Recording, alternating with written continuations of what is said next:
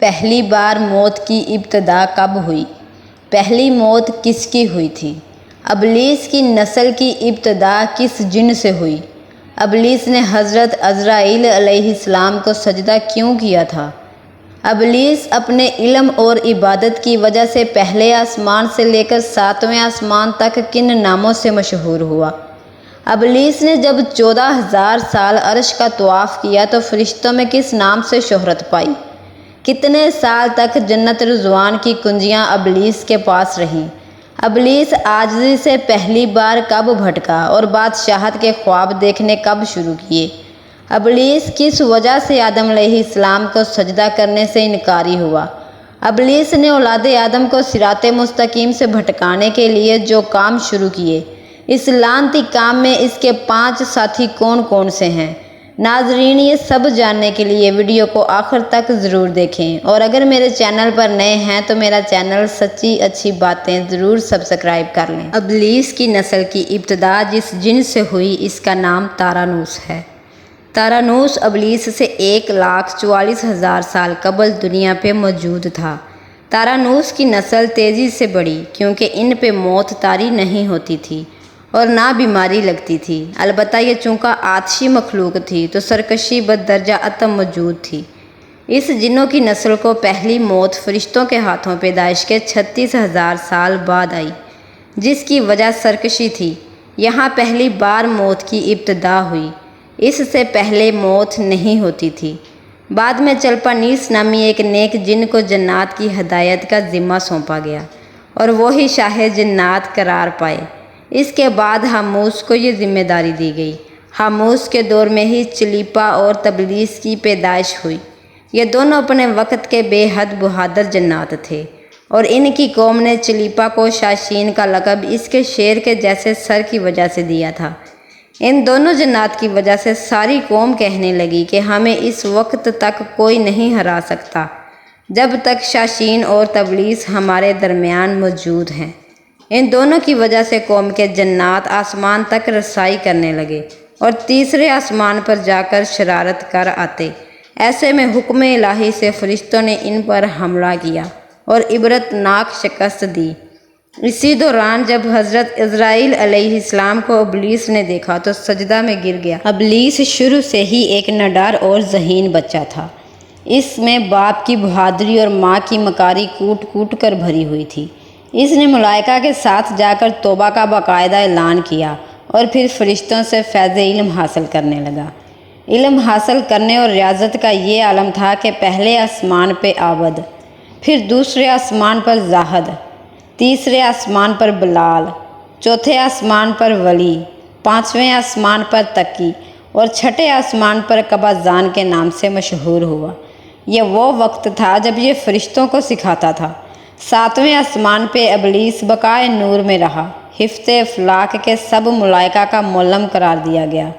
یہاں تک پہنچ کر ابلیس نے اپنی عاجزی اور ریاضت کی انتہا کر دی۔ کم و بیش ابلیس نے 14,000 سال عرش کا طواف کیا۔ یہاں اس نے فرشتوں میں استاد سردار عزازیل کے نام سے شہرت پائی۔ 1000 سال مقربین فرشتوں کا استاد رہا۔ ابلیس کے درس و وعظ کی میعاد کم و بیش 20,000 سال ہے۔ فرشتوں کے ساتھ قیام کی مدت کم و بیش 80,000 سال ہے۔ ابلیس کو حکم ہوا کہ داروغہ جنت رضوان کی معاونت کرو اور اہل جنت فرشتوں کو اپنے علم و فضل سے بہرہ کرو۔ یوں ابلیس کو جنت میں داخلے کا پروانہ مل گیا اور جنت میں بھی اپنے علم سے داروغہ جنت رضوان کو سراب کیا، اور یوں جنت رضوان کی کنجیاں ابلیس کے پاس رہیں۔ روایات کے مطابق ابلیس 40,000 سال تک یہ فرض خزانچی انجام دیتا رہا۔ یہی وہ مقام اعلیٰ ترین جنت رضوان ہی تھا جہاں ابلیس نے پہلی بار بادشاہت کے خواب دیکھنے شروع کیے۔ اس وقت ابلیس کے پاس حفظ اقلیم، افلاک، جنت و دوزخ سب کا اختیار تھا اور اس نے چپے چپے پہ سجدے کیے ہوئے تھے، مگر یہاں پہ ابلیس عاجزی سے پہلی بار بھٹکا اور خود کو بادشاہ بنانے اور رب بن جانے کے خواب دیکھنا شروع کیے۔ کئی ملائکہ کے سامنے ربوبیت کی بابت بات بھی کی، مگر ملائکہ کے انکار کے سبب چپ ہو گیا اور یوں نظام چلتا رہا، مگر اس سب سے اللہ کی ذات بے خبر نہ تھی۔ پھر آدم علیہ السلام کی تخلیق کا مرحلہ آیا، جیسے قرآن مجید میں واقعات بیان ہوئے ہیں۔ ابلیس آدم علیہ السلام کو جزو مرحلہ وار مختلف اقسام کی مٹی سے تخلیق ہوتا دیکھتا رہا اور چپ رہا، مگر جیسے ہی اسے یہ معلوم ہوا کہ یہ آدم علیہ السلام اللہ تعالیٰ کا نائب ہے تو اس نے واویلا کیا، عبادات اور اطاعت کا واسطہ دیا، پھر طنز کیا کہ مجھ جتنی عبادت کس نے کی ہے، اور آدم علیہ السلام کو سجدہ کرنے سے انکاری ہوا۔ تب اللہ تعالیٰ نے کہا، نکل جا شیطان مردود۔ لعنتی قرار پانے کے بعد ابلیس نے اپنی عبادات اور ریاضت کا رب کریم سے عوض مانگا، جس پر اللہ تعالیٰ نے ابلیس کو ایک وقت معلوم تک مہلت فراہم کی، جس پر ابلیس نے اولاد آدم کو صراط مستقیم سے بھٹکا کر اپنا پیروکار بنانے کا دعویٰ کیا، جس پر رب کریم نے فرمایا کہ جو متقی اور پرہیزگار ہوں گے تم ان کو گمراہ نہیں کر پاؤ گے۔ ابلیس کے اس لعنتی کام میں اس کے 5 ساتھی ہیں۔ نمبر 1، صبر۔ اس کے اختیار میں مصیبتوں کا کاروبار ہے، جس میں لوگ ہائے واویلا کرتے ہیں، گریبان پھاڑتے ہیں، منہ پر تماچے مارتے ہیں اور جاہلیت کے نعرے لگاتے ہیں۔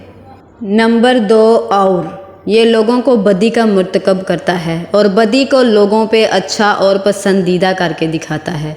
نمبر 3، مسوت۔ یہ کذب، جھوٹ اور دروغ پہ مامور ہے، جسے لوگ کان لگا کر سنیں۔ یہ انسانوں کی شکل اپنا کر ان سے ملتا ہے اور انہیں فساد برپا کرنے کی جھوٹی خبریں سناتا ہے۔ نمبر 4، داسم۔ یہ آدمی کے ساتھ گھر میں داخل ہوتا ہے اور گھر والوں کے عیب دکھاتا ہے اور آدمی کو گھر والوں پہ غضبناک کرتا ہے۔ نمبر 5، ذکنیور۔ یہ بازاروں کا مختار ہے، بازاروں میں آ کر یہ بددیانتی کے جھنڈے گاڑتا ہے، بازاروں میں برائیوں اور فحاشی پہ ورگلاتا ہے۔ ابلیس کا آدم علیہ السلام کو سجدے سے انکار کرنا جزیہ حسد تھا کہ جس نے اسے مجبور کیا کہ میری جگہ آدم خاک کو کیوں ملی۔ یہ اس کا جذبہ تکبر اور غرور تھا کہ میں اعلیٰ ہوں، اور اس ایک سجدے کے انکار کی بات نہیں تھی، بات اطاعت سے سرکشی کی تھی، شرک کی تھی۔ ابلیس نے دل میں خود کو رب مان لیا تھا۔ اسی شرک عظیم کی بدولت ابلیس تا قیامت رسوا اور لعنتی ٹھہرا اور اولاد آدم کو بھٹکانے کے لیے آزاد قرار پایا۔ حاصل نتیجہ یہ ٹھہرا کہ رب کریم کو انسان کی عبادات و عاجزی، علم و دانش سے کچھ غرض نہ ہے۔ رب کریم صرف دیکھتا ہے کہ دل میں اطاعت و فرما برداری کتنی ہے۔ اسی بنیاد پہ تقویٰ اور پرہیزگاری کے درجے قرار پاتے ہیں۔